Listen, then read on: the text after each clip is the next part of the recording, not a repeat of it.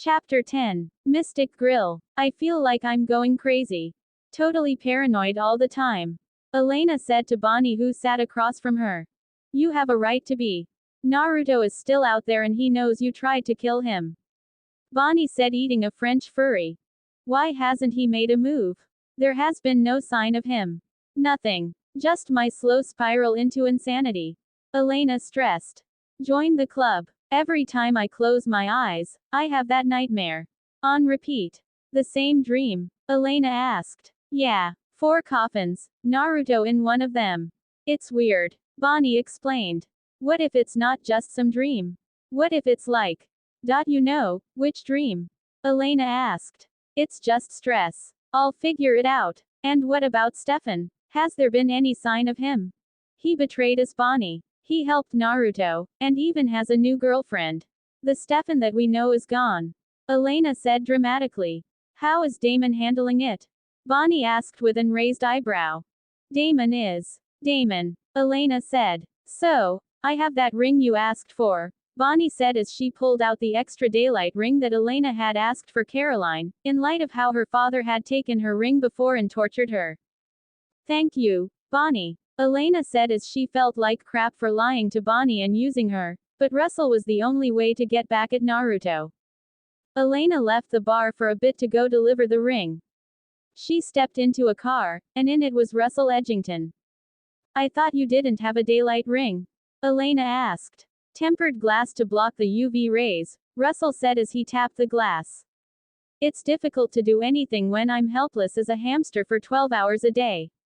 Well, I have something that might change that, Elena said as she pulled out the daylight ring that she had tricked Bonnie into making. As that, Russell started. A daylight ring. You said you needed one to help us against Naruto. Well, here you go. Elena as she handed it to Russell. Russell took it and slipped the ring onto his hand and then slowly lowered the window. When the sunlight did not burn him, he laughed gleefully. My hands are shaking. I feel like a little child, Russell said as he cried actual tears of joy. 1,000 years of night. You can't possibly know what it's like. Well, what are you waiting for? Elena beckoned him to step outside. Russell stepped outside and initially held his hand up to his face. Then, he held out his hands and laughed joyfully. It's glorious. It's sublime. Elena smiled as her new ally was now much more useful, even though she had no idea what she had unleashed. Bar. Damon and Alaric were sitting at the bar, with Damon having a lot of different alcohol bottles in front of him, while Alaric was reading something. Oh, I give you a choice. Bloody Mary or screwdriver. Brunch in a bottle. Come on, Rick. I can't drink all this by myself. I mean I can, but then somebody's getting naked. Damon said as he looked at the female bartender who looked back smiling. Oh man, I can't believe you're making me drink alone, he whined. I'm busy, Alaric said without looking up from his work. Damon looked to Alaric with a raised eyebrow. It's the eve of Naruto again. You're doing homework. This may come as a shock, but some of us have actual lives outside of the supernatural world. I am not here to hang out with you. I'm here to see Jeremy, who is an hour late for his shift. Kids today, where are their values? Damon asked mockingly. Alaric put Jeremy's midterm paper on the counter, which had the title, American History 201. It had an F. That's his midterm paper. Copied it straight off the internet. Didn't even try to hide it. Alaric said in disappointment. Oh, somebody's getting grounded. Damon said. Did you say you are waiting for Jeremy as in Jeremy Gilbert? The bartender asked Alaric. Yeah, he was fired last week. The bartender said. Oops. Damon said, going back to his bottles, while Alaric looked over to Elena, who was at her table. Later, Elena was on the phone, leaving a message for Jeremy, while Damon was shooting darts. Jeremy, the minute that you get this, call me. She hissed before she hung up as Damon got another bullseye. Unbelievable. You're feisty when you're mad. Damon flirted. It's not that I'm mad. I'm worried, Elena explained. But why? He lost his job at the grill. He can survive, Elena. He is spiraling. Ever since he stopped seeing Vicky and Anna, he is moody, he is not really talking to anyone.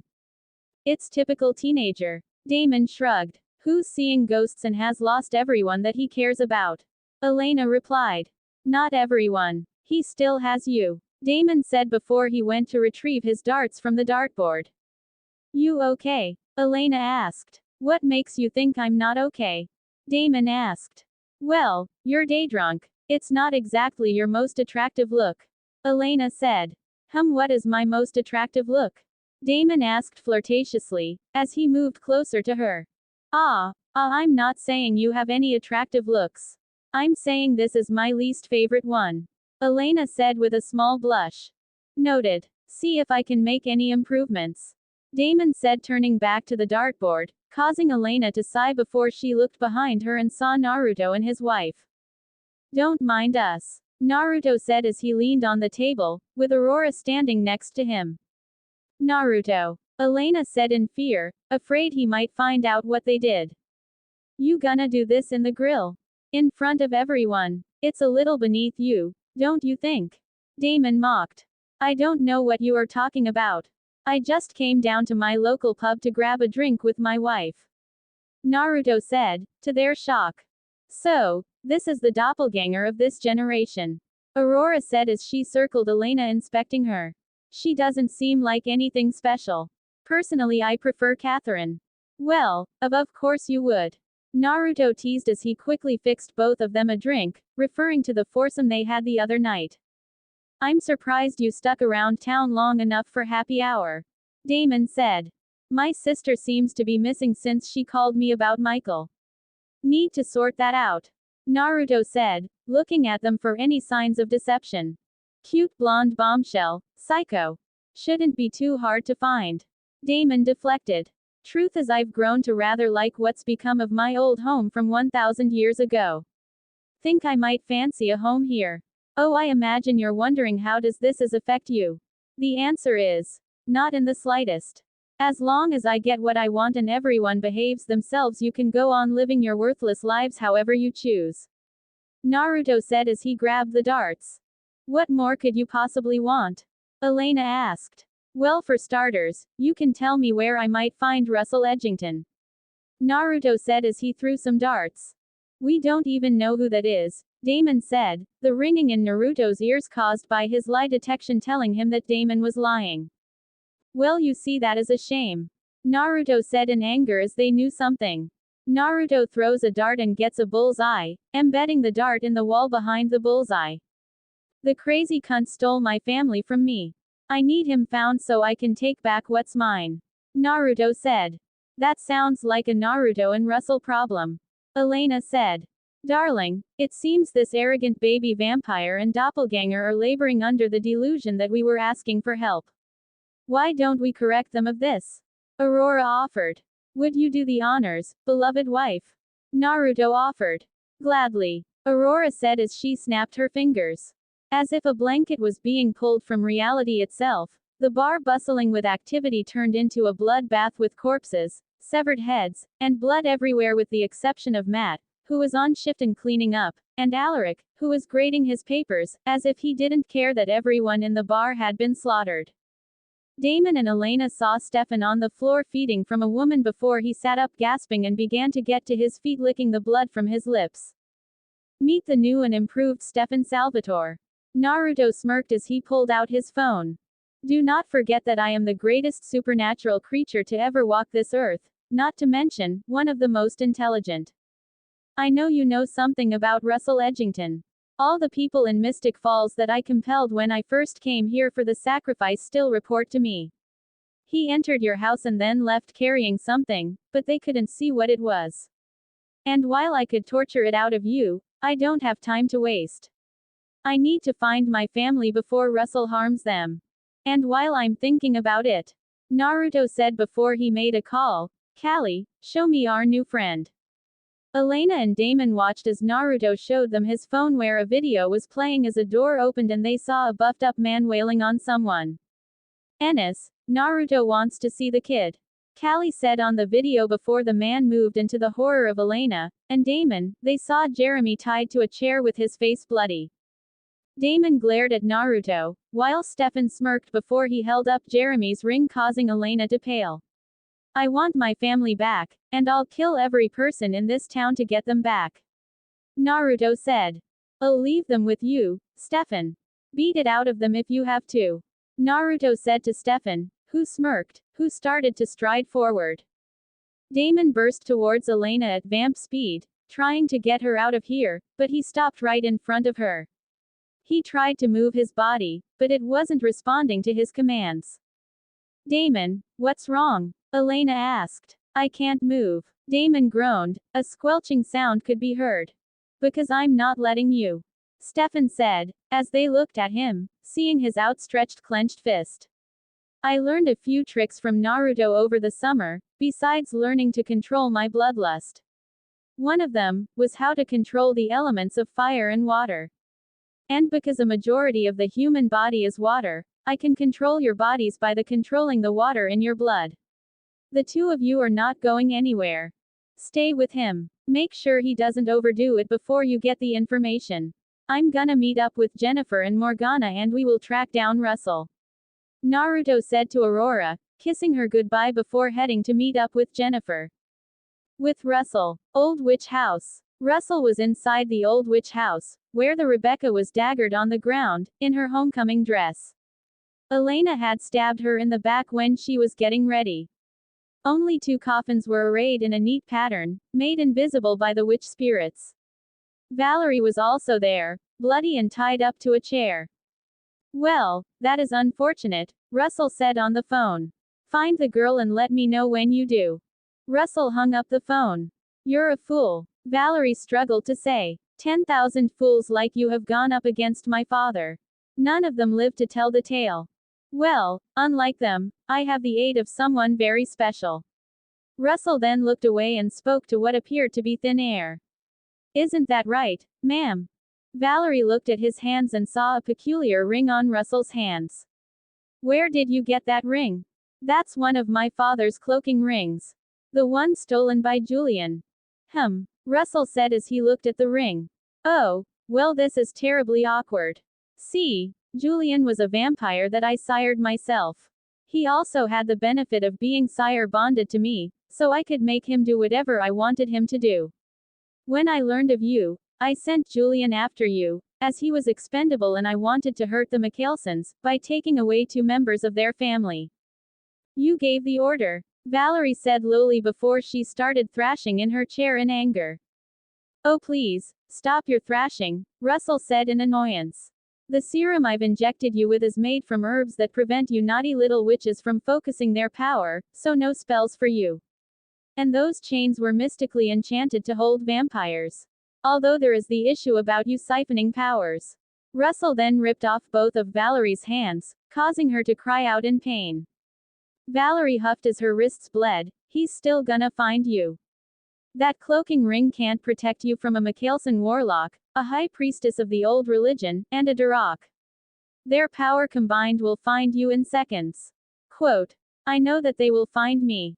But they will be looking for you. And the ring will do what it needs to do just long enough. Russell said, as he looked at his phone and saw a text from his compelled spies that they have the girl he was looking for and are bringing her to the location. Good. Guess I can stop waiting then. Russell said as he shot Valerie in the heart. What did you shoot me with? Valerie asked. Werewolf venom. Russell said, to her horror, and without your hands to siphon it away, you better hope your daddy gets here in time to save you. With that Russell sped away, just in time to avoid Naruto, Morgana, and Jennifer. They are here, Naruto said as he kicked down the door to the witch house and they hurried in. Naruto came upon Valerie, angered at what had been done to her. Valerie, Naruto shouted as he rushed to his daughter. He smelled the werewolf venom and noted her hands had been ripped off. Naruto placed his hand on her chest and siphoned away the magic of the werewolf venom, rendering it benign, before summoning Valerie's severed hands to him, so he could reattach them. Father, Valerie moaned in pain as her nerves, muscles and bones reconnected themselves to her hands. You're gonna be okay, baby girl. I got you, Naruto whispered as he bit his arm to draw blood so she could feed and recover from her torture quicker. He held in her arms as she bit into his arm and drank. Naruto saw Rebecca in red dress, lying on the ground with a dagger in her back. Oh Rebecca, what did they do to you? Naruto, we have problem, Jennifer said as she and Morgana finished checking the house for everything. The coffins holding your mother and Finn are missing. Russell must have had them moved. Mystic Grill. 10 minutes earlier, Aurora sat at a table watching as Damon, who had been stripped down to his underwear, thrashed as he was staked on top of a few tables that had been pushed together. The skin on his left arm had already been peeled. Stefan was stirring his Bowie knife in a glass of liquor filled with vervain that had been magically enhanced by Naruto to be 10 times more effective than normal vervain before he walked around the table and slowly ran it along Damon's right arm, peeling his skin right off, the alcohol and magically enhanced vervain on the knife causing the older Salvatore to yell in pain. He tried to move but Stefan was keeping him pinned by using his power over water to control Damon's blood and thereby, control his muscles. Damon, I'm not in a good mood right now. Tell me and Aurora what we want to now, and this stops. Stefan growls as he skinned Damon up to his right shoulder, leaving all the muscles on his right arm bare and bloody to the world. I can't. Damon groaned. I don't care what you can or can't do. What matters to me is what I care about is saving my girlfriend from the psycho that has her now. Stefan said. Now don't be like that. Damon was unable to continue as Stefan shoved his hand into his gut, grabbing his spine and using his new power of fire to burn Damon's nerves connected to his spine. Damon screamed in pain and saw his little brother glaring down at him with hatred. I don't care what you, or Elena need. All I care about is getting Valerie back, so if you don't want to keep suffering, you better give me what I want. Stefan growled before he ripped out Damon's spleen. Please, please, I can't make him stop. Elena pleaded. Well, that is not going to happen, darling, Aurora said. My husband believes you and your boy toy know something about Russell and I am inclined to agree. Though admittedly, this was taking too long. Stefan, Aurora said, getting his attention, this is taking too long. I'll bleed him out and then compel the truth out of him. Aurora moved to stand near him, and used her power over water to forcibly expel Damon's blood from his body, causing blood to spray from his mouth like a geyser. Damon, Elena shouted in worry as he was bled out. Well, that is quicker. I have to admit, I was getting a bit frustrated at the lack of progress. Stefan said in admiration for the upgraded original skill. Stefan, please, let me go, Elena pleaded as she struggled futilely against Stefan's control. Can't do that, Stefan replied. Please Stefan, I love you, Elena said. Stefan sighed in frustration as he looked at Elena with cold eyes. Let me explain this, Elena. Valerie Toole is the love of my life.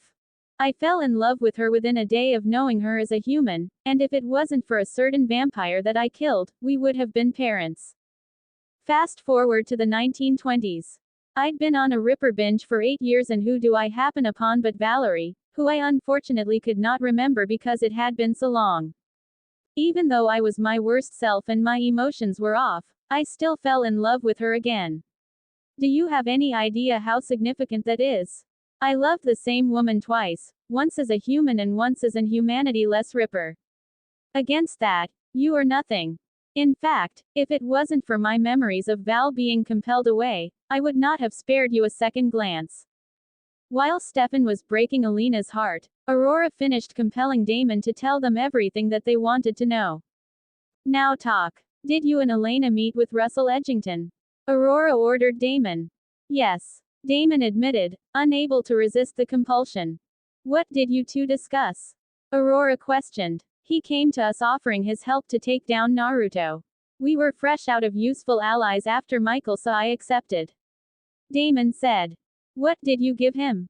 Aurora said. We gave him Rebecca. Elena had stabbed Rebecca in the back before homecoming, so she couldn't interfere in our plan. I told him where to find Valerie. Damon admitted.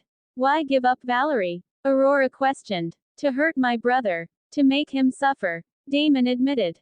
Why? Aurora wondered. Because he despises me. Stefan said as he walked over to them.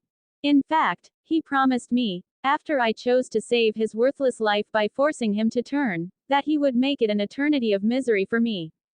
And so far, he's done a fairly good job of that.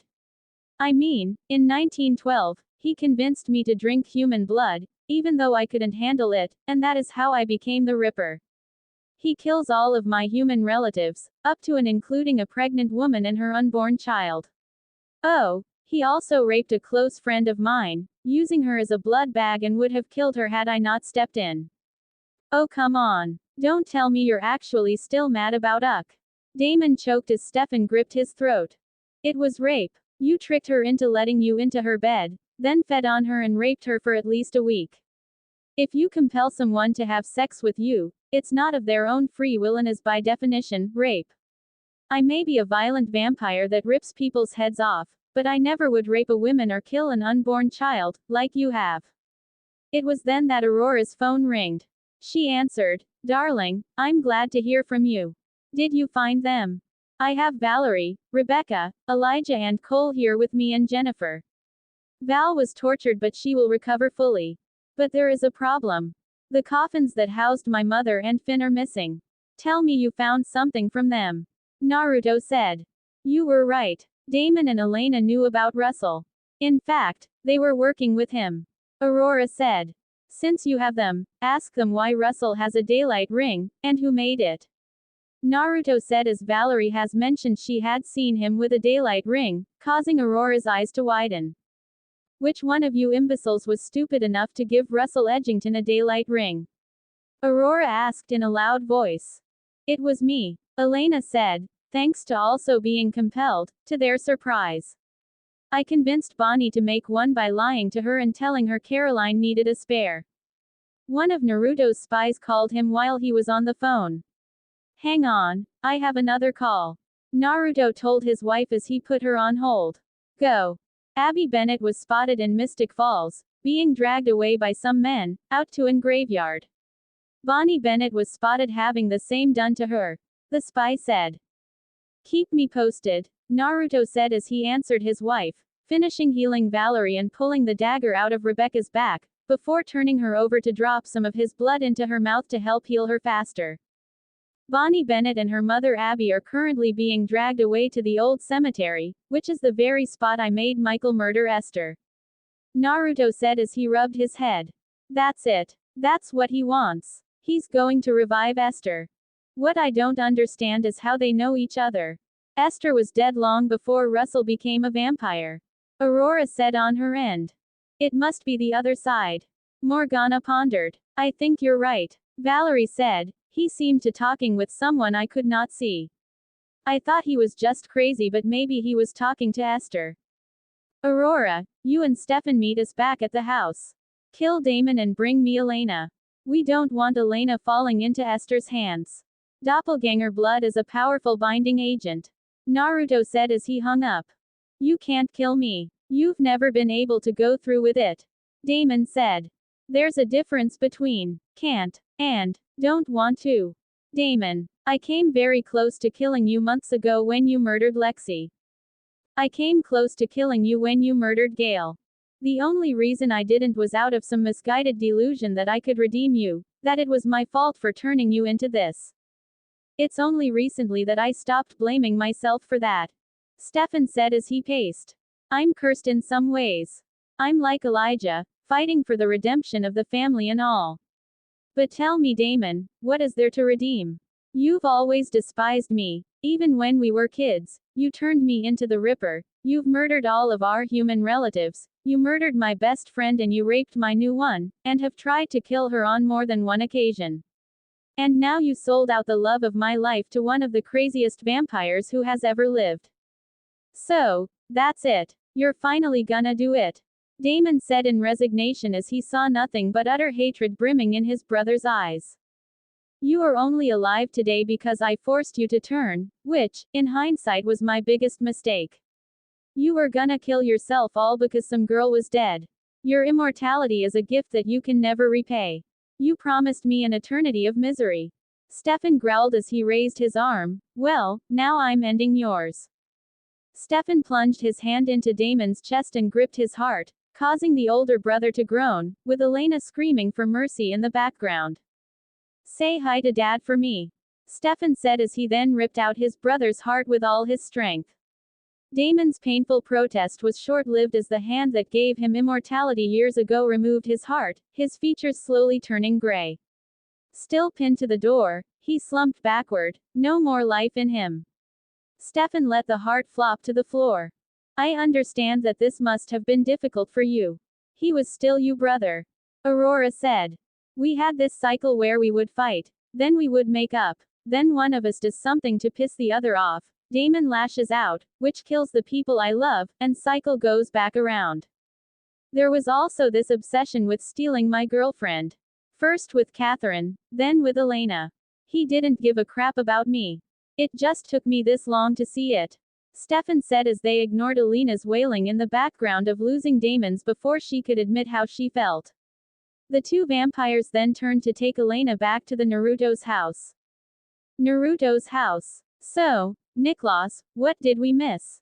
Elijah said as he finished his blood. Don't get us wrong, Naruto, I'm still cross you daggered me. You've still got a long way before I'm ready to forgive you, but this, Cole gestured to several drained bodies around him, is a start. Brilliant, Naruto said uncaringly as Rebecca tended to Valerie. Look, under normal circumstances, I'd love to fix our relationship as brothers, but I have a massive crisis on my hands. Esther is back and she has Finn and Russell Edgington working for her. What? Elijah asked, alarmed that particular member of his sire line was working with their mother. At least, she will be in bit. I have Morgana and Jennifer doing a spell to find her so we can put a stop to her before she wakes up. It may be too late. Morgana said as she entered the room. We found her, but we can sense she is about to awaken. Damn it. Where? Rebecca asked as Morgana mentally projected the location of where Esther was and they sped off to stop her. They appeared in the cave systems underneath Mystic Falls to a particular part of the cave, to see Esther getting out of her coffin, with Russell Edgington and Finn standing next to her. I don't think so. Naruto shouted as he summoned a long sharp spear made of stone, and threw it, impaling Esther in the shoulder. Mother! Finn shouted, as Naruto rushed her with a fist coated in lightning. Finn grabbed Naruto's hands with his own. Get her out of here. Russell pulled out the stone spear from Esther's shoulder and Esther spoke a quick spell, causing both of them to vanish in flock of starlings. Teleportation spell. Naruto grumbled. She's gone now. Finn said, struggling and failing to hold Naruto back. She's been dead for 1,000 years, you've been in a box for 900 of those years. There is nowhere she can go that I won't find her. She's brought herself some time, but your luck's run out, traitor. Naruto growled as his lightning-coated hand pierced Finn's abdomen. I'm never going back in a box. Finn said, reaching behind him to a box and pulling a white oak stake out and stabbing the distracted Naruto. No. Rebecca shouted with tears in her eyes as her brother husband was stabbed with the one thing that could kill him. At least as far as she knew. Naruto looked in shock at his chest as Finn took a moment to bask at finally getting revenge, before he heard chuckling, confusing as Naruto should be dying. Naruto backhanded Finn, causing him to fly into the wall, before Naruto pulled the stake out of his chest and threw it at Finn, spearing him in the heart and staking him to the wall, causing him to scream in pain as Elijah, Cole and Rebecca all saw Finn desiccate and the stake caught fire. Naruto ignored the now burning corpse, and grabbed the box Finn had reached into to see it was filled with stakes, before blasting them with white flames. White oak. Naruto frowned, as he picked up Bonnie, who had been drained of blood and was on her last legs, while her mom lay behind her, completely bled out and dead. Impossible. Cole said. Finn is burning with a stake in his chest. Naruto replied. Esther and Russell are in the wind, probably with one of these. She wants to kill us, we have to kill her first. Chapter 11. Naruto and Aurora watched alongside Elijah, Cole, and Rebecca as the vampires of Apocrypha talked amongst themselves. It's been 2 days since Finn was killed and his sire line that had grown and flourished under Sage had perished. The vampire community outside of Apocrypha was in an uproar as they had no idea their lives were in the hands of the originals who they hated and wanted dead, while members of Apocrypha were worried as now with White Oak in play, and whispers of sire line wars floating around. It was making things complicated, and Naruto did not need complicated now that Esther was back. Everyone settle down, Naruto said, causing the chatter to stop. Now you all know why you're here. 2 days ago, I killed Finn Michaelson, and an hour later everyone from his vampire bloodline dropped dead with him.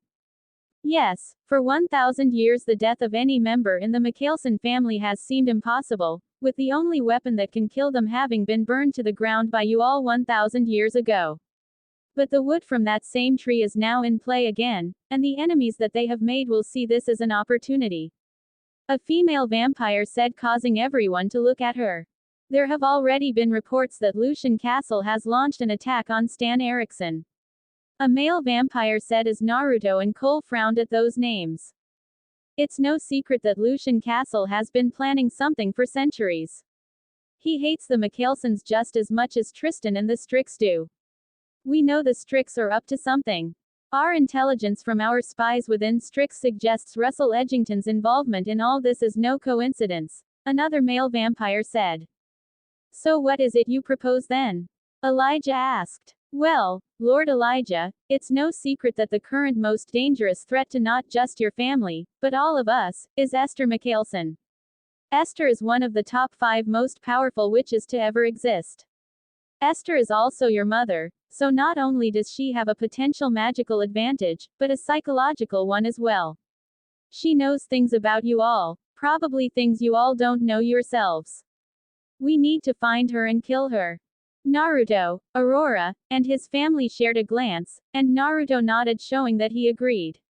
Shouldn't our first concern be the White Oak? A female vampire asked, getting everyone's attention. I mean, I have faith in all your skills, but there are still factions of your sire lines who aren't a part of Apocrypha that wants you all dead. And it's already confirmed that if Lord Naruto and the rest of the Michaelsons die, so do all of us. I'm not comfortable with my life in someone else's hands, as I'm sure you all can relate. What are you saying? Rebecca asked. Is there any way to safely break the link that binds our lives to yours? The female vampire asked, causing the Michaelsons to frown.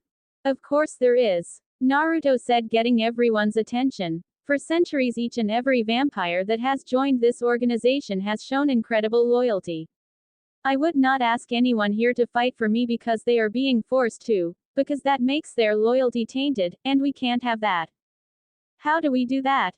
Cole asked, since he knew of a way, but the method would eventually lead to the deaths of the entire sire line. With a witch line that has been around for at least as long. Now, we currently have such a witch. Naruto said, to everyone's confusion. A 1,000-year-old witch? Aurora asked with a raised eyebrow. Where the bloody hell are we going to find one? Rebecca asked. Your sister wife, who lived during the time of Camelot, some 1,500 years ago, Naruto said, looking to the side, where everyone looked over to Morgana. Chronologically, she was old enough that she fit the requirements. Naruto looked back to the gathered vampires. While Morgana handles unlinking you all from the Michaelsons, I want eyes on each faction not a part of Apocrypha, and find out where Lucian's wife Serana is. That information will come in handy for when it's time to strike, so we can kill them both. Everyone got to work as Naruto turned to Aurora, who was frowning in thought. Love, something on your mind? Naruto asked. Aurora made to speak, but a vampire walked up. Father, I have something I need to speak with you and the Michaelsons about. Is it about Esther? Aurora asked. Sort of. My team and I made believe we have made a breakthrough on how to override what she did to you all when she rendered you all sterile. The vampire said, causing the Michaelsons to blink while Rebecca walked up closer. Show us. Naruto said, grabbing both Rebecca's and Aurora's hands. With Naruto and the others looked at the vampire who introduced them to his infant son, who was being held by his heretic wife of 400 years. Naruto stroked the cheek of his adopted son's child and stroked the child's cheek, feeling the life force of the child. A natural-born vampire witch hybrid. Naruto said in wonder. He was over a millennium old and he never believed he would see the day when vampires could procreate. How is this possible? Elijah asked. To be honest, it's quite simple. Vampire, werewolf, witch, human, all of our bodies are basically the same. Just each species has a little something extra that the others doesn't have. I ran an in-depth analysis on members of the Michaelson's sire lines and with my wife's help, came across a discovery. The vampire said before he walked off into a room and came back. Ingredients: tansy, mint, wormwood, a spoon of honey, and a drop of pennyroyal. Naruto walked up and looked over the ingredients. He recognized the ingredients, so he asked, "Moonflower tea. What is it?" Cole asked. "It's basically medieval contraception. It can prevent pregnancy for women, while it increases sterility in men." Aurora explained.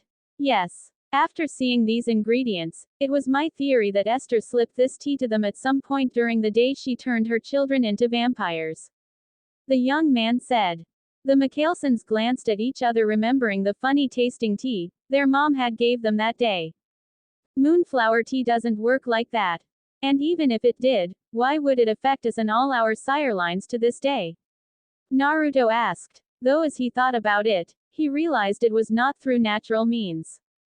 "Her magic," the wife said, getting their attention. "Esther spelled the effects of the tea and supercharged them, and when you all died with it in their systems and became vampires, she locked in the spell."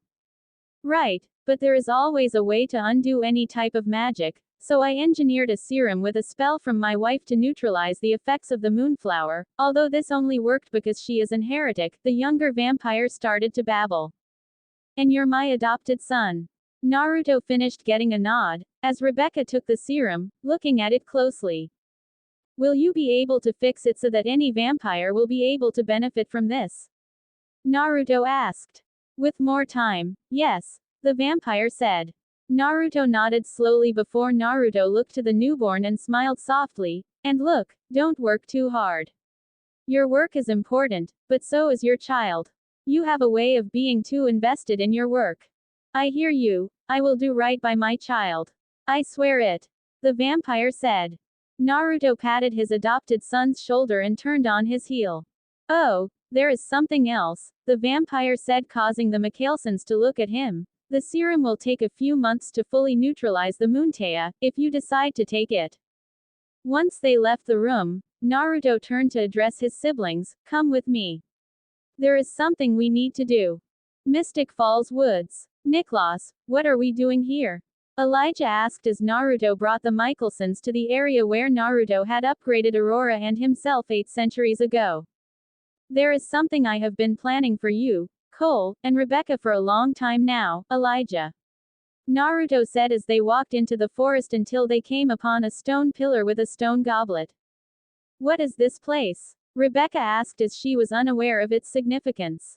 "This is hallowed ground. Where it all began. Where Mother created the vampire race under the shade of the infamous white oak tree and turned us into vampires," Cole explained. "That's not all. Do you 3 remember when I killed Michael the First around during the fall of Constantinople and afterward, took Aurora on vacation to the New World to show her our homeland?" Naruto asked Cole, Rebecca, and Elijah, who all nodded. "Well, while we were here, I gave her and myself an upgrade." "What kind of upgrade are we talking about?" Cole asked as Naruto and Aurora flashed their vampire faces. "How about immunity from white oak?" Naruto said, shocking the 3 of them. "Naruto, don't joke here. This isn't funny," Rebecca said as she thought this was impossible. "If you have been able to do this all this time, then why do only you and Aurora have this immunity?" Cole asked as he immediately started to assume the worst about what it meant. "The last time I did this, I only had enough of the ingredients to upgrade 2 people," Naruto said as he bit his hand and squeezed until he had enough of his blood in the chalice. "Blood of a powerful Michaelson warlock.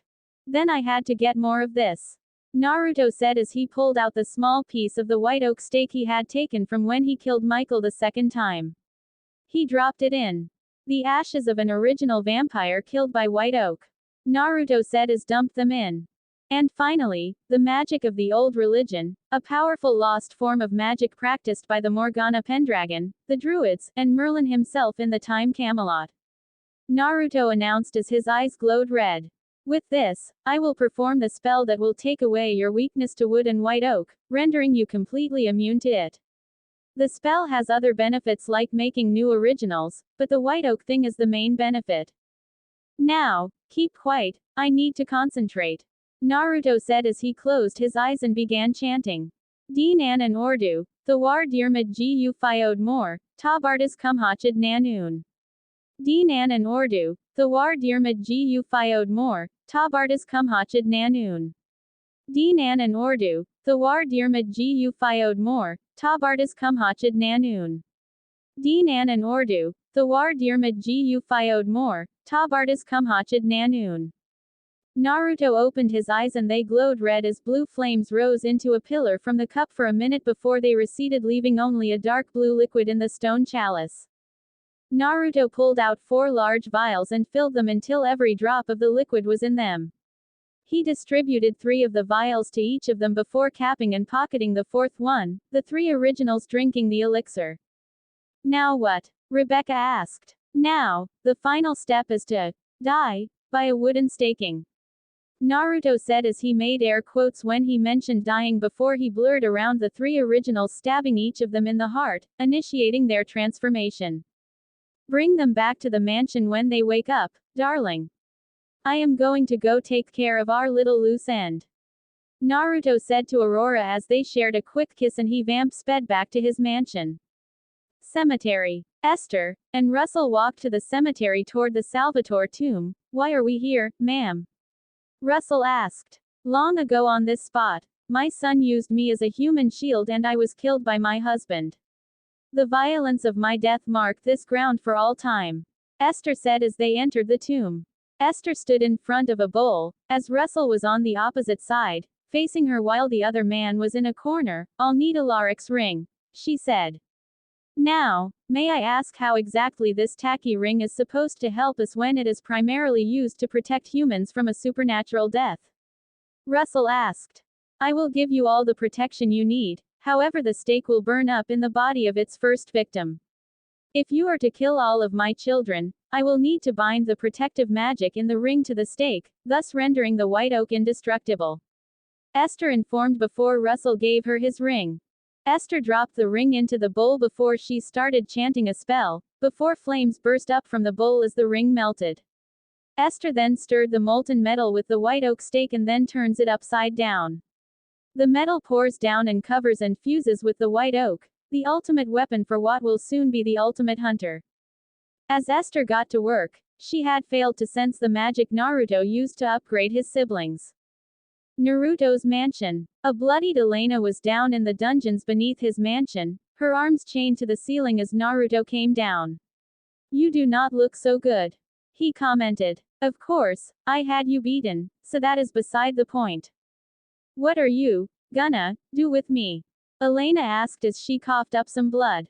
Well, my dear, a good king is always ready to make the difficult choices, but a great king also listens to his advisors.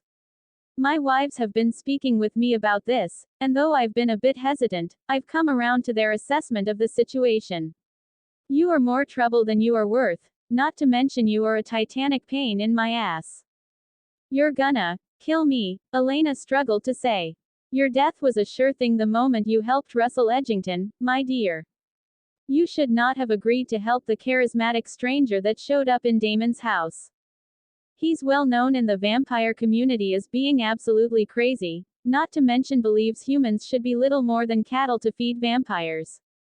Naruto said mockingly, anyway, I've been weighing the costs of keeping you alive versus not and I don't see any benefit to it anymore.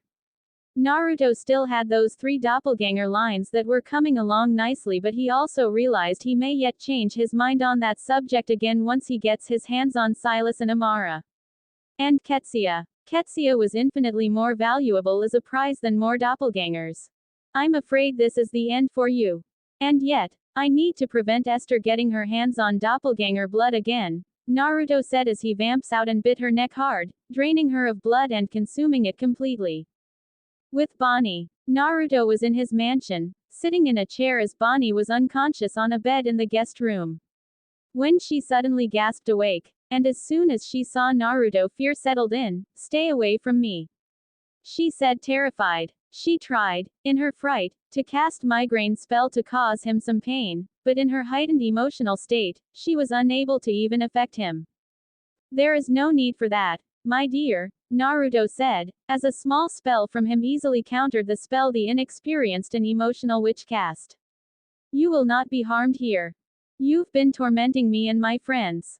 What right do you have to say that you won't harm me? Bonnie shouted in rage. It's not my fault your idiot friend of a doppelganger chose to pick a fight with me after I graciously allowed her to live. Besides, it's not me you're really angry with.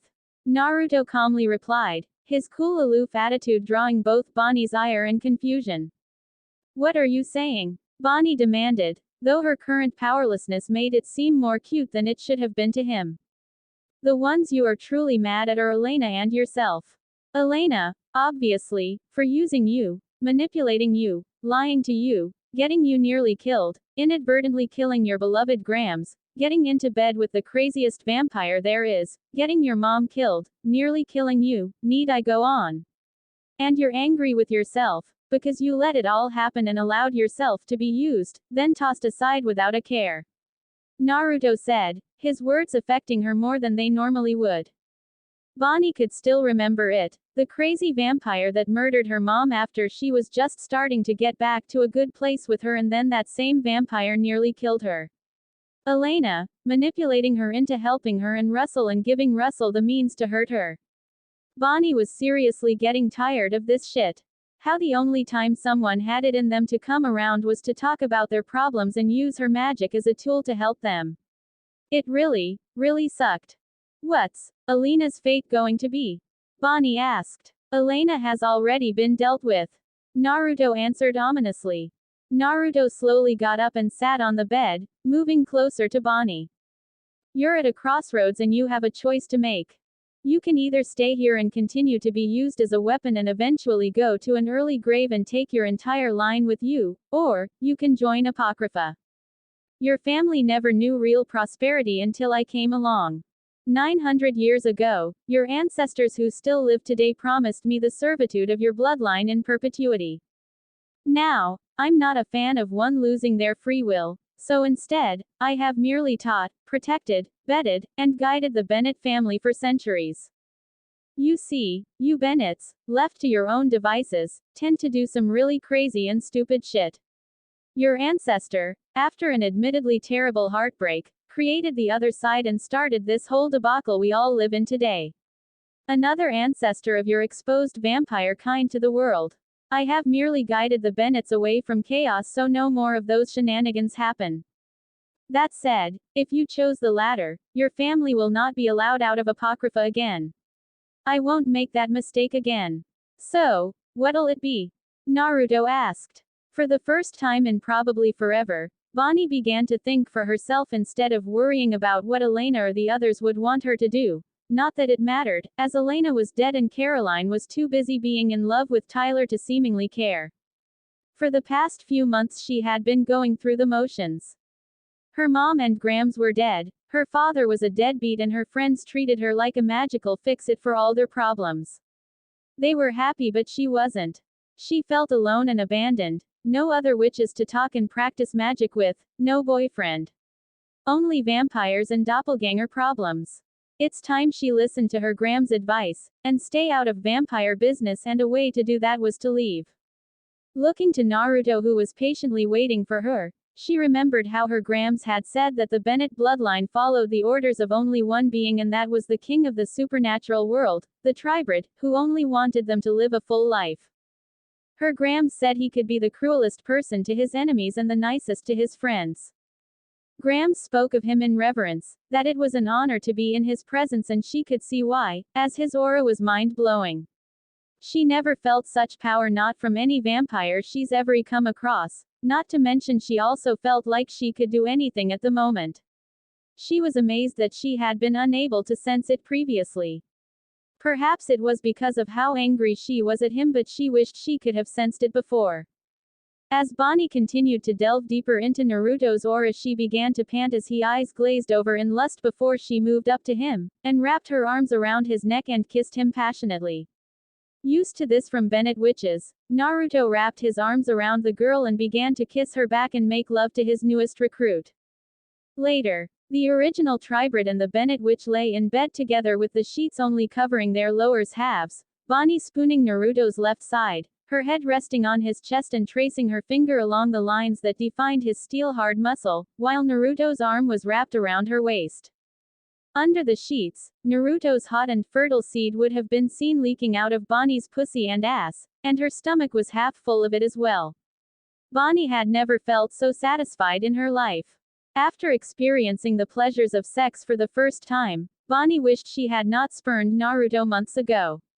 His presence alone was a drug for her and his sex was her own personal brand of heroin. Naruto meanwhile was thinking about something. He may very well become a father in the coming months. He had done a spell and found his seed was nearly 100% fertile, so he was now capable of getting women pregnant. He could very well become the father of the next generation of Bennett witches. Not that he minded. Bonnie was a great gal once you strip away the self-sacrificing thing she has going and allow her to think for herself. He wouldn't mind having a child with her, though he would prefer it if his wives had his first child. He had largely given up on having a child until he fixed the hybrid curse, but now that it was a possibility, he would prefer either Aurora or Rebecca get pregnant first. Naruto was pulled out of his thoughts when he heard his siblings enter the compound, quickly vamp speeding and getting his clothes back on so they could finish Esther once and for all. Mystic Falls Old Cemetery. Russell and Esther were back in the Salvatore tomb. She had sent him to find Elena after she had created an indestructible white oak stake, but Elena was found dead in Naruto's mansion. While she did not show it, she was annoyed and her spell would not be as effective without Elena, so she could make sure Russell dies, and she was annoyed because now she would have to use herself as the focal point of the ritual. It is unfortunate, but I will have to use myself as the focal point for the ritual. Esther said. And what will this ritual do for me? Russell asked as he drank the serum. I shall make you stronger, faster, like my children. Indestructible. For one final time I'm going to tap into the dark magic I used 1,000 years ago. Like my husband Michael before him, I will remake you into a true hunter, a vampire to end the vampires that were once my family. Esther explained as she killed him to start his transition. Russell would be dead, but only for a few minutes. Sensing something, Esther to see two men there pointing a shotgun and a crossbow at her.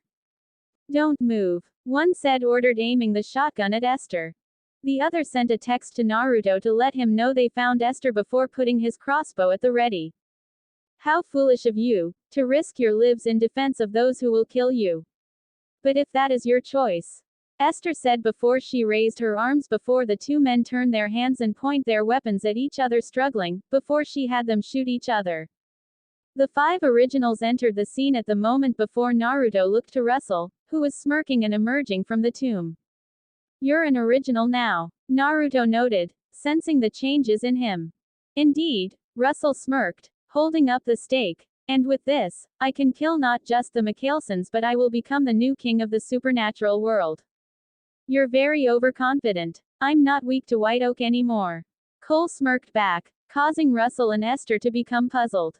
Niklaus, Elijah asked, knowing the confusion would not last much longer.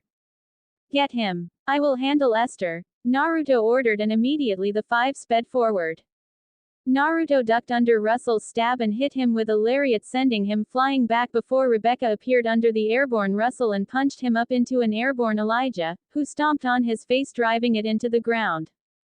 Groaning, Russell climbed to his feet, but gave a pained yell when Cole kicked his elbow inward, breaking his arm, before Aurora spat out a large fireball, causing Russell to scramble to his feet and flip away, snapping his arm back in place. While this was happening, Esther tried to use a teleportation spell to escape again. One thing that happens when a lot of vampires are running around is that they have super speed, can sneak up on witches and kill them before they can do anything. She did not feel like risking herself. Unfortunately for her, she felt something blocking her teleportation. Trying to run away again, I see. Naruto said as he walked closer to her while the others dealt with Russell. I've enchanted the grounds of this cemetery and Mystic Falls itself. No more teleportation for you. This time, you will not be escaping. Esther was still at a loss of how Naruto could have magic, since she still thought it was Niklaus, but she did know that he was trying to kill her, so she fired off a telekinetic blast that would send him flying back to give her time to escape. Yet, Naruto raised his hand and generated his own blast. The two attacks meeting and a struggle for dominance began, the ground cracking in an arc around them. Rebecca flipped over a swing from Russell and was unprepared for when Russell tackled her and tossed her into a tree before sending a large stream of flames after her, causing the tree to explode in flames. Russell gasped when Elijah tripped him up, before he made to bring a flame-encased foot down on his neck. But Russell rolled out of the way, and in a break-dancing fashion spun to his feet, flames shooting him his feet, before he was punched in the jaw by Aurora and kneed by Cole. Before he could stumble back, the brothers grabbed his arms and pulled him forward as Rebecca burst from the ground and kneed him in the face, breaking his nose, before they all struck his torso with lightning-fast punches, before pulling back so that lightning surrounded their fists, the trio stabbing Russell, who screamed in pain as lightning coursed through his body, before Aurora came up behind him and snapped his neck, causing him to fall to the ground. Meanwhile, Naruto and Esther's spells were struggling for dominance, both being equally matched. Naruto could not find a way to overpower Esther with brute strength, so he needed a different tactic. Jeswiork, hein beklip, he muttered, casting a spell of the old religion, chalking Esther and cutting off her air supply. This had the desired effect of weakening her spell, causing her to fly back and smash through a tree, breaking her spine. Poor Esther, Naruto said as he mocked the fallen witch. He approached the paralyzed witch, grabbing her arm when she raised it, blast him again, draining her magic and causing her great pain, as he snapped her wrist. You should have stayed dead. The world and this family doesn't need you. All you do is poison everything you touch. Esther called upon the last of her strength before she got all of it drained and reached into Naruto's mind. She hoped to bring up old memories of Klaus's in the hopes it would buy her time escape. But she didn't find the memories of Klaus. She found Naruto's. You're not my son. You're no, Esther said weakly, interrupted when Naruto grabbed her neck. That's right. Klaus, the boy you raised and allowed to be tormented by Michael, has been dead since the moment you sealed him away. I forced the change and took the body that belonged to me. I dare you to come after me. I will kill you every time you come back. My survival will haunt you through eternity. You will never destroy me. Naruto declared before he bit Esther and decided to take all of her memories, his eyes turning black as saw all of her memories, including secrets that she meant to keep hidden, specifically about Dahlia and Freya. Naruto pulled off of Esther and looked at her with disgust, while she looked horrified that her darkest and most shameful secrets were now Naruto's, including how to kill Russell. You really are the worst mother. Naruto accused, before she felt her neck snap when he gripped her head, and then, only darkness. He looked to Russell and could sense that Russell was dead and not going to reawaken, so he gave the order to his siblings to burn Russell's body while Naruto handled Esther's, grabbing the dead body and throwing it over his shoulder. Naruto was certain of one thing: he was tired of having to kill his enemies more than once. Perhaps, it was time to destroy the other side. Naruto pulled out his phone and gave one of his top trackers at Apocrypha a call. It's me. Find this generation's Brotherhood of the Five. It's time to get rid of the other side. Chapter 12. Pastor Young released the gas hose from the back of his stove, as members of the council were in the house with him. Folks, by now, you know that Miss Elena Gilbert has died at the hands of vampires, he said as vervain along with vampire-killing weapons were on the table, while the 11 other council members were passing it around to each other. And it won't be long before they retaliate against us. But fear not, he locks the front door as he says this, for I have been chosen to lead us in a movement. What are you talking about? A council member asked. Hear me, loved ones. Soon you'll be free to pass through the gates, the pastor said as he pulled a lighter out of his pocket, and we'll all reunite in eternity, he said. Seriously, Pastor, what's going on here? The council member asked in nervousness. Friends, we are the beginning, Pastor Young said before he lit the lighter, and the council members screamed in fear before the kitchen exploded. Naruto's mansion. Nighttime. Naruto laid in bed, with Rebecca and Aurora on either side of him and Katerina and Bonnie laying peacefully on his chest. It had been a month since they had defeated Esther and Russell Edgington. Elijah had gone off to do his own thing for a while and oversee the unlinking of the vampires of Apocrypha while Cole went off to have fun. Naruto, meanwhile, stayed in Mystic Falls with Aurora, Rebecca, Katerina and Bonnie. Which, when it's just the 5 of them, led to a lot of sex. Not that he was complaining, his appetite was near insatiable. Looking over to the table, he saw 3 empty bottles that once contained the elixir to neutralize the moonflower tea in Catherine, Rebecca, and Aurora, leading him to have a flashback back to the mid-afternoon, before today's marathon sex had begun. Flashback. Naruto was in his bedroom with the 4 women, placing 3 bottles on his nightstand, causing Aurora and Rebecca to gasp, while Catherine and Bonnie were confused. As that, Aurora asked as she sped over to him and took one of the bottles into her hand. Yes. He finished it. This right here, is the full tested version of the elixir. Naruto said, as Aurora began to get emotional. I hate to be that girl, but what is that stuff? Catherine asked. Oh, nothing, darling, Rebecca said as she got up and took a bottle for herself. Just an elixir that will make it so any vampire can have children again. Catherine was for her part shocked as she gingerly took the last bottle that Naruto brought into her hands. How is that even possible? Catherine asked as she was overwhelmed with emotion. She still remembered having to give up her only daughter, Nadia. It still haunted her to this day, and part of her hoped she would be able to see her again soon, but words could not describe the growing elation she was feeling. Yeah, I was always told that vampires couldn't have children. Bonnie asked.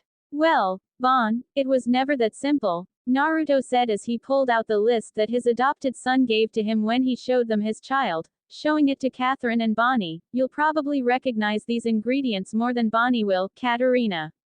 She did end up recognizing the ingredients, so she asked, moonflower tea. What is it? Bon asked. It's basically universal birth control for medieval times.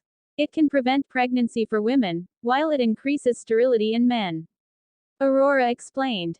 To make a long story short, Esther slipped this tea into us at some point during the day she turned us into vampires. Naruto said. Moonflower tea doesn't work like that. So, why would it all affect your sire lines to this day?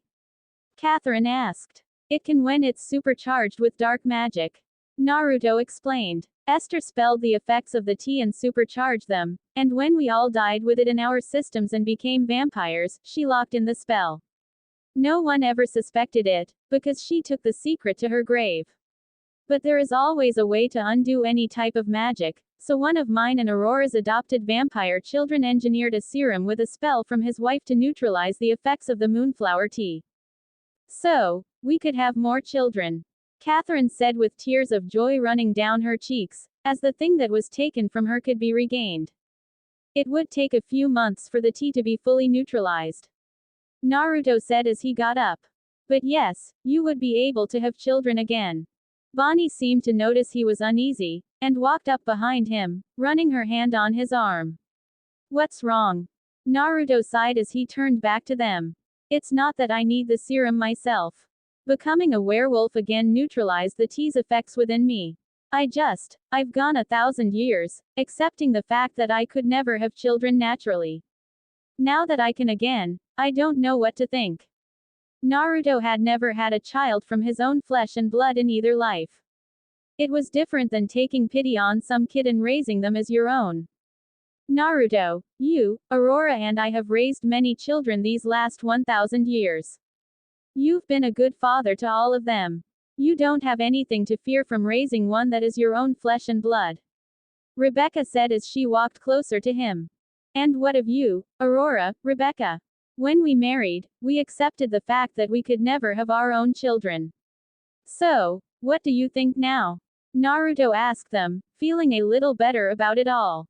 I loved you and devoted myself to you when I was human, my sweet love. What I think, is that it changes nothing, aside from the fact that we can finally have our own children. Aurora said as all 3 vampires seemed to be of similar mind, and gulped down the serum. And even if it will take several months for it fully take effect, it doesn't mean we can't start trying right away. Flashback end. Naruto's thoughts were interrupted when he heard buzzing from his phone and extended his hand out, telekinetically summoning the phone into his hands.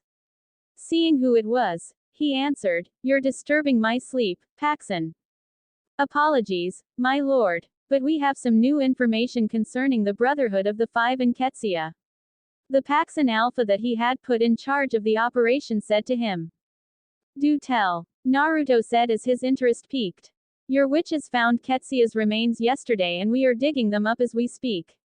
If you intend to stay in Mystic Falls for the foreseeable future, we can have them transported there."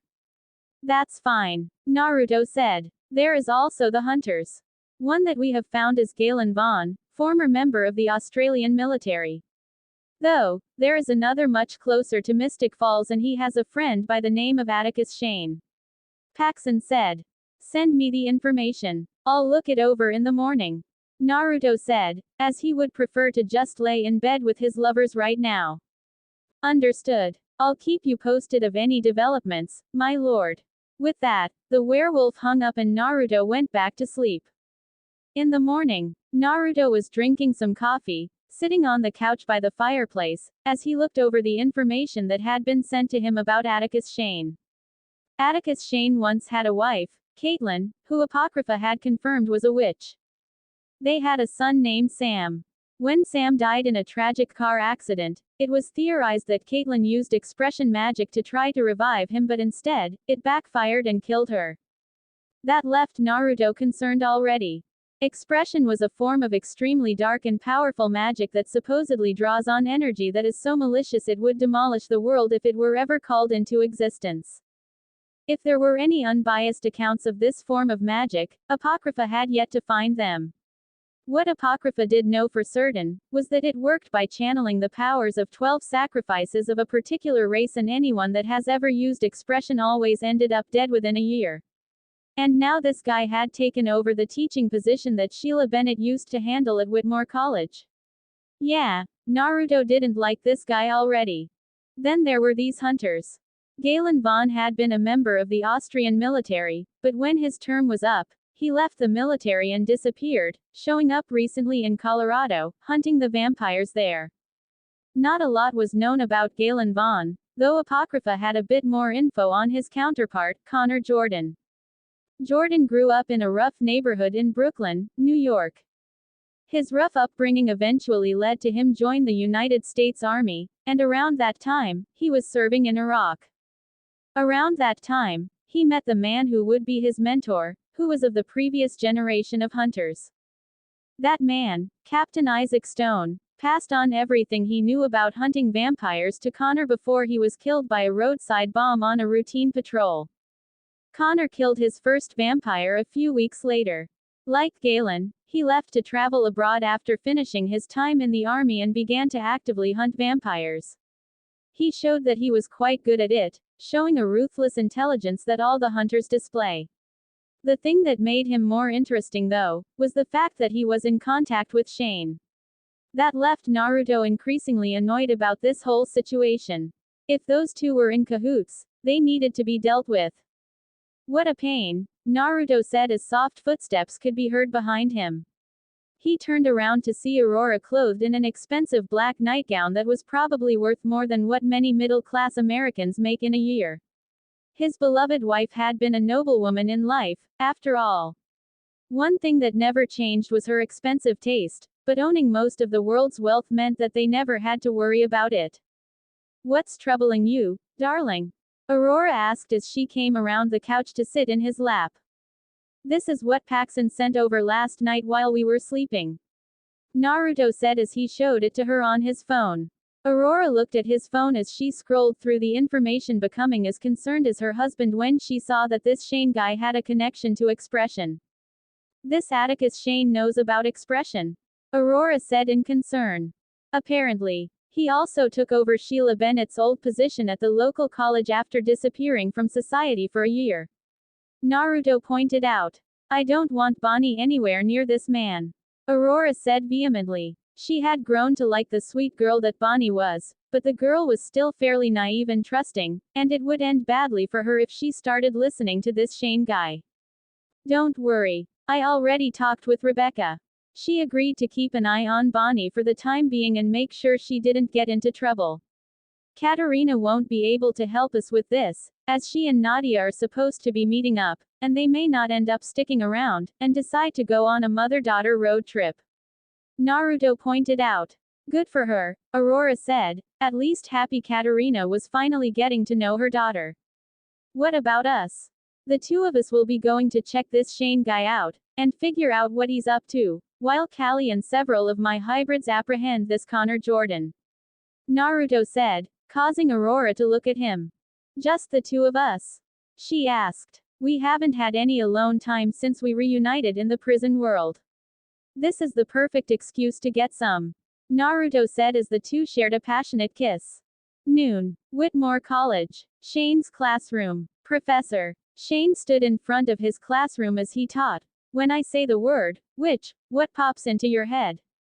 As Naruto and Aurora entered the classroom and sat in the back as Shane continued talking, Halloween costume. Villain of a fairy tale. Maybe an ex-girlfriend. Well, whatever image it is, it's probably not. He pressed a button in his hand, changing the slide of the screen. Tanielle Soso of Montego, Cameroon. Aurora stared down at Shane. Is that him? She asked. Yeah, Naruto said as they continued to listen. Now, in reality, or in this reality at least, witches appear to cross every culture in history. They're the architects of the supernatural, responsible for everything that goes bump in the night, from ghosts to vampires to doppelgangers. Shane continued on in his lesson. Now, if you're a skeptic, you'd call that a coincidence. But, if you're a true believer, you know that there's really no such thing. It scares the crap out of us. While Shane switched subjects, Naruto's nose twitched, which Aurora noticed. What is it? I smell a werewolf in the building, Naruto said as he looked around until his eyes locked onto a beautiful young woman with brown hair, olive skin and hazel green eyes on the far end of the room. Inside Shane's office. Shane was walking through a hallway back to his office. He opened the door and walked in to see Haley Marshall, the werewolf girl Naruto saw earlier, sitting against his desk. You ever hear of a text message? Maybe just give a guy a heads up. He said. You said in your message you have information about my parents. Haley Marshall said, not in the mood for any beating around the bush. Right, Shane said as he reached into his coat and pulled out a flash drive. This is everything you always wanted to know about your biological parents.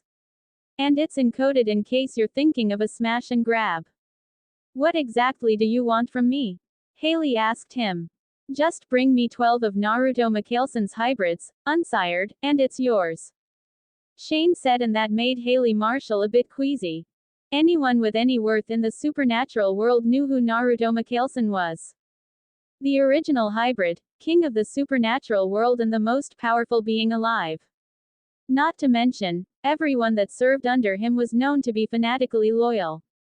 It was rumored that he had over 50 hybrids serving him. Unsearing them would not be easy. But, Haley had been searching for years for information on her parents ever since she became a werewolf. This is the closest she has gotten to finding information about them in years. She needed the information on that stick. And though being around the guy that turned werewolves into his hybrid slaves made her uneasy, she would do it. Nothing would stop her from finding out information on her parents. A few moments later, after Haley left his office, Shane was prepping for another class when he was suddenly knocked to the ground. Groaning, Shane saw Naruto locking the door as Aurora stood there smiling. Hello, Professor. Do I know you? Shane asked. Not yet, but you're about to. Naruto said, as he gestured to Aurora. Introductions first. This is my wife, Aurora Michaelson. The first wife of the king. Shane gasped before he looked at Naruto. That means you're Naruto Michaelson, the king of all monsters. Shane looked to bolt from the room, but Naruto was in front of him and a Spartan kick sent Shane to the ground, coughing as he cradled his chest. Not so fast. We understand that you have knowledge about expression magic and that you have been to a certain island off the coast of Nova Scotia. Aurora started. You know about the island and the tomb, then, Shane said, climbing to his feet. We discovered it back in 1659 after Cole came across a group of Silas worshippers, and we've gone to great lengths to keep it hidden from the world, so you see, you finding it is a bit of a problem for us. We also know you've been in contact with a certain hunter by the name of Connor Jordan, so we know you know all about the Silas and Ketsia. Aurora said. Here's the thing, even if you complete the mark and you get the map, the tomb that the map leads to is sealed with a spell only a certain kind of witch can perform. Shane said. A Bennett witch, because the Bennett family are the direct descendants of Ketsia. Naruto said. Aren't too many of those lying around, as I'm sure you know.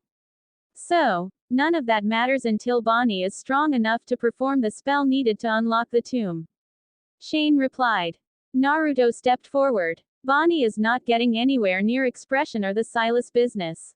Naruto said before he grabbed Shane and looked him in the eye, starting to compel him. Now, tell me what you know. Compulsion won't work. It's a little trick I picked up in Tibet. Shane said. Young man, I'm the vampire that discovered and developed compulsion. Do you really think I wouldn't come up with other ways of enhancing its use? I've been aware of this little trick for some time now, and have already developed a countermeasure. Naruto replied. He closed his eyes and reopened them, a violet hue around his sclera as his pupils dilated. You will tell me everything, including what you want with that werewolf girl that was in here a few moments ago. Whitmore College Cafe. Haley was grabbing herself a cup of coffee while deciding what to do with Shane's offer. It was at that moment that a sense of trepidation washed over her. She looked around, just seeing ordinary people, but her senses were telling her there was a vampire nearby. She stopped looking around for a moment when she didn't see anything and took a sip of her coffee, only to see a very handsome-looking man in front of the table she was sitting at. Her senses told her that this was the vampire she picked up just now. What do you want? Haley demanded to know. Don't be rude now, little wolf. I haven't even made any threats yet. Naruto smiled. Some introductions first. I'm Naruto Michaelson. Haley did not show any fear at the mention of the king of the supernatural world, which Naruto thought was interesting. She was either brave, or resigned to the fact that he could kill her whenever he wanted. You know, most mortals who know about me are usually scared when they first meet me. What's the point of being scared? If you wanted to, you could have just walked right up to me and ripped my head clean off after compelling the whole cafe to ignore what's going on. Haley said, as she looked around and saw that the other humans in the cafe were actively avoiding looking in their general direction. Which, I'm assuming you already did. The fact that we are even talking means you want something from me. You are correct on that part. Naruto said as he leaned in front of her, making her understand he was serious.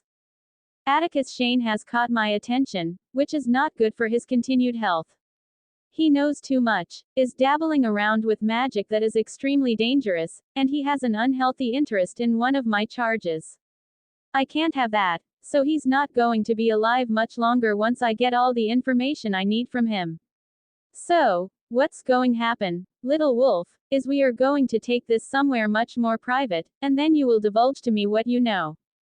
Noon. Naruto's mansion. Naruto and Haley were eating lunch, which consisted of expensive foods and fine wines, but then again, Naruto was one of, if not the richest men on the planet, having had a millennium to amass a huge fortune. Haley, pulling her foot up onto her chair, took a sip of wine while Naruto said to her, so, you're rested, you're fed. Tell me about your interactions with Shane. You know, most men get their power kick from torture and intimidation. With you, it's drinks and fine dining. Haley said, though secretly she was glad he was treating her nice, as opposed to torturing her like his people were probably doing with Shane at this very moment. Well, in your case, I favor hospitality over unpleasantness, Naruto said with a smirk, but I have been known to change my mind on a whim. Now, I know Shane wanted you to unsire 12 of my hybrids for his sick machinations, but he's been mum on what he offered you. You can tell me, I promise I won't judge. Haley looked at him and thought for a moment before setting down her glass and readjusting in her seat, leaning forward. I was in New York looking for information about my real parents. Shane found me and told me that he had information that could help me in my search. I see, you're an orphan trying to find out where you come from. Naruto said softly. Well, that does explain that charming bravado of yours. Abandonment issues will do it every time. He said, speaking from experience. Sounds like you would know something about that. Haley replies back. Well, you're not wrong on that front. Anyway, I'm actually the one person in the world that is most capable of helping you find what you seek. I'm more than happy to do so, provided you continue to cooperate. Naruto said, letting her know his help did have a price, small though it was. Haley didn't say anything, sipping her wine while contemplating what he had said. 3 hours later, Haley walked into another room with a glass of scotch in her hand, Naruto following behind her and stopping in the doorway. She approached an area where some of Naruto's completed paintings laid on tables or stood propped up on the ground. Hate that, she said, flipping through larger ones standing upright, too much. I don't get that one. Naruto walked further into the room, looking like he was about to say something but instead smiled and said nothing. Haley starts picking up smaller paintings while continuing to give her opinions. This one's not too bad. This one's good. Now this one I like. She said, picking up a painting of a dark figure silhouetted by a fading sky, standing near a bare tree. It doesn't make me wanna puke. Haley said smiling, looking over her shoulder at Naruto. Naruto smiled back, while Haley put it back down. Why do you paint them? Art is a metaphor for control. Naruto explained while walking closer to her. Every choice is mine, the canvas, the color, so on. When I was a kid, I didn't exactly live up to the expectations of a Viking culture where strength was valued above all else. I couldn't control whether my stepfather abused me or not, so art became an escape from that pain. It gave me the feeling of control in a life where I didn't have any. After I became an adult, art was no longer an escape from my torment but a valued hobby, as it taught me that one's vision can be achieved with sheer force of will. The same is true of life, provided one refuses to let anything stand in one's way. Haley smiles whilst looking up at Naruto through hooded eyes, and as she talks, leaning in to speak near his ear as she passed him. So this is your thing, show a girl a few paintings, whine about your childhood, and I swoon and spill all my dirty secrets, she teases. I have many charms, but, regardless, I have enjoyed myself so far today. Naruto answered honestly, truly enjoying the time he was spending with this werewolf. He was not sure what it was about the young werewolf that had him so fixated. It's not like she was the first female werewolf he was interested in. Maybe it was the fact that she had no previous affiliation with him. The werewolves of Apocrypha all treated him with reverence and respect because they owed the continued existence and well-being of their clans to him. Haley knew who he was and wasn't afraid of speaking her opinion and telling him what she really thought. He liked that. He enjoyed it a lot. Later that night, Naruto got off the phone and said to Haley, who was having another drink of scotch while watching the fireplace, Aurora tells me that Shane told her everything he knew and our guys unlocked the flash drive he was offering you, so you're free to go. Or stay. He honestly was hoping she did stay, at least for one more night. After a moment, Haley responded by saying, I could be persuaded to stay, enjoy some of the good life for just a little longer before going back to boring mediocrity. That brought a smile to Naruto's face. Haley looked at the ground for a moment and said, do you know why I liked that painting? Naruto said, well, perhaps it was because it allowed you to get a glimpse of my very old and complex soul. Haley put her drink down and walked toward him. I saw how twisted it really is. She bites her lip for a second and says, and the truth is, I can relate. Naruto whispered to her, so what's it gonna be? Going. Or staying? Haley whispered suggestively into the tribe's ear, you like to be in control, you told me. Lemon warning. Naruto lightly brushed his hand against Haley's cheek before grabbing her waist and pulling her closer to him and she grins. They start kissing and Haley pulled Naruto's shirt over his head. Naruto vamp sped her up into his bed and she pulled her own shirt over her head. Whilst she kicked off her boots and undid her jeans, Naruto stripped down to his birthday suit in a blur of speed. When Haley removed her jeans and threw them on the floor, Naruto was back on the bed, grabbing the back of her head. She tried to smirk but he kissed her. Didn't take long for her to open her mouth as their tongues massaged each other's, slowly fighting for dominance. Her hands adored his toned abs as they traveled south before they began to stroke his cock. Haley moaned as she stroked his fully erect penis, as Naruto caressed her wet, hot entrance, putting a finger inside as it rubbed along her walls. Haley moaned as the two still enjoyed their kiss, before he inserted 2 more fingers, spreading them as he explored her pussy. His free hand undid her bra and he pulled her closer, squeezing her breast as he kept kissing her, his tongue exploring every corner in her mouth. Naruto then pushed her down on the bed as he licked his way down to her vagina and took her panties off.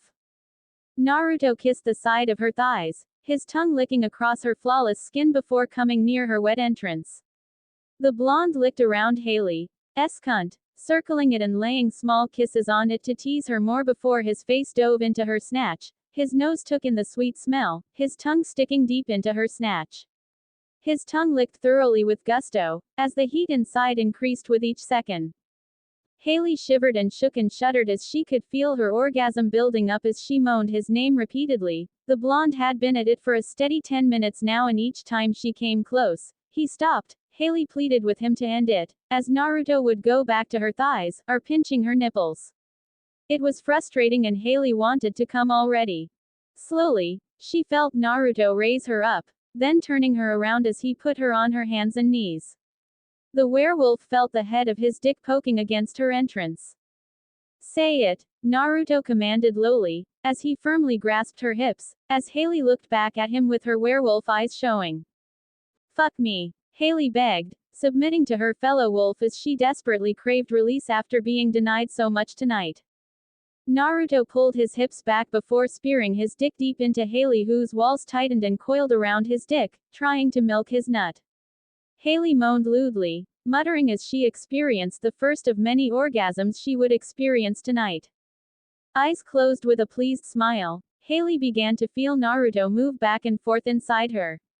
She could feel the heat building up inside her as the immortal mercilessly fucked and dominated her from behind, grasping a lock of her hair as his hips kept slamming into her. Naruto was enjoying how her heart-shaped ass jiggled with every thrust. This only made Naruto ram faster into her, eagerly ruining her snatch and making her inner walls constrict around him, solemnly swearing to trap his dick inside her. Haley's nails dug into the soft mattress as she felt her insides being restretched, as she creamed herself again. Naruto did not let her recover as he kept thrusting wildly, instincts taking over as he grabbed a fistful of her hair, locking it and pulling her up as she shivered each time he hit her womb. Naruto grabbed onto Haley's tit as he played with her clit, before he began to suck on her neck, as the blonde kept his pace up and hammered away inside her. Then Naruto began to pant. Sweat glazed his toned frame as he felt his own limit being reached, but he kept his pace going faster with his vampire speed, as her mounds of flesh freely wildly swayed and Haley could feel a massive orgasm growing strong within her. "Fuck," Naruto said loudly before his began to spasm while holding Haley close, whole flooding her insides with his seed. Haley turned to Naruto and the two shared a kiss before she pushed him back on the bed and got on top of him, kissing him lustfully. 5 hours later, after 5 hours of hot passionate sex, both partners were extremely satisfied. Haley was sitting on the edge of the bed, putting her panties back on. Naruto was sitting with his back against the headboard and said, "Trying to run away on me already, little wolf?" Haley said nothing but smiled a little, having started to like his little nickname for her.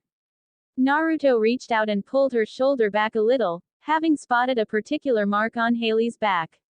It looked like a crescent moon. "Huh, it's a small world after all." "What is it?" Haley asked. "Your birthmark. I've seen it before," Naruto said. He hadn't heard any news on that pack in more than 20 years, so it was a bit surprising to see a member of that pack this far north. "Yeah, it's a birthmark. People have those," Haley said dryly, thinking it had been something important. "Hey, you misunderstand. In the millennium I've been on this earth, I've only seen that mark on a handful of others, all from the same bloodline, a werewolf clan that once thrived throughout much of southern Louisiana. Haley turned around and faced him. Don't lie to me. Not about this. She had enough of dead ends for the last few years.